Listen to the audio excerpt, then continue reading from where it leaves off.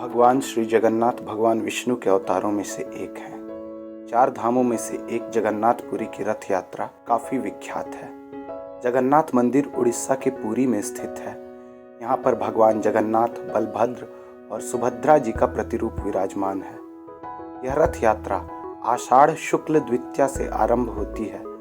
हालांकि रथ निर्माण के लिए लकड़ियों का चुनाव वसंत पंचमी के दिन से और रथ निर्माण अक्षय तृतीया के दिन आरंभ हो जाती है। रथ का निर्माण नीम के विशेष लकड़ी से किया जाता है।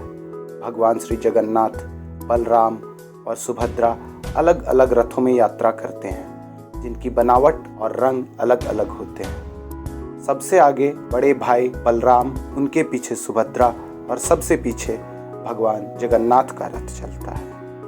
742 लकड़ी के टुकड़े से निर्मित 16 पहियों वाला भगवान जगन्नाथ का रथ सबसे ऊंचा होता है और रथ गरुड़ ध्वज के नाम से जाना जाता है। बड़े भाई बलराम का रथ तल ध्वज के नाम से जाना जाता है और 731 लकड़ी के टुकड़े से निर्माण होता है, जिसमें 14 पहिए होते हैं। 711 लकड़ी के टुकड़े से निर्मित सुभद्रा के रथ पद्म ध्वज में 12 पहिए होते हैं। सैकड़ों की संख्या में श्रद्धालु रथ अपने हाथों से खींचकर पुण्य फल की प्राप्ति करते हैं। रथ यात्रा मनाने के पीछे कई मान्यताएं प्रचलित हैं। भगवान जगन्नाथ ने बहन सुभद्रा के अनुरोध पर उन्हें रथ पर द्वारिका भ्रमण कराया था। तभी से प्रतिवर्ष रथ यात्रा उत्सव का प्रचलन आरंभ हुआ। पुराणों के अनुसार माता रोहिणी श्री कृष्ण के पटरानियों को रास लीला के प्रेम प्रसंग सुना रही थी।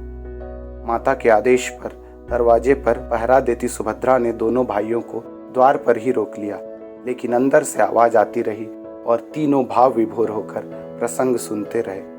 तभी वहां देवर्षि नारद का आगमन हुआ और उन्होंने विनती की कि तीनों प्रेम द्रवित रूप में वहां विद्यमान हों। एक अन्य कथा के अनुसार राजा इंद्रद्युम्न को समुद्र तट पर विशाल लकड़ी मिली थी और बढ़ई के रूप में स्वयं विश्वकर्मा मूर्ति निर्माण कर रहे थे। शर्त थी कि मूर्ति निर्माण होने तक कोई कमरे में न आए। काफी देर होने पर महारानी को बढ़ई के भूख प्यास की चिंता सताने लगी और राजा को कमरे का दरवाजा खुलवाना पड़ा। परिणाम स्वरूप मूर्तियां अधूरी रह गई, बिना हाथ पैर और पंजों के। रथ यात्रा पुरी के मंदिर से होकर भगवान जगन्नाथ के मौसी के घर गुंडीचा मंदिर पहुंचती है और 7 दिनों तक यहीं विश्राम करती है।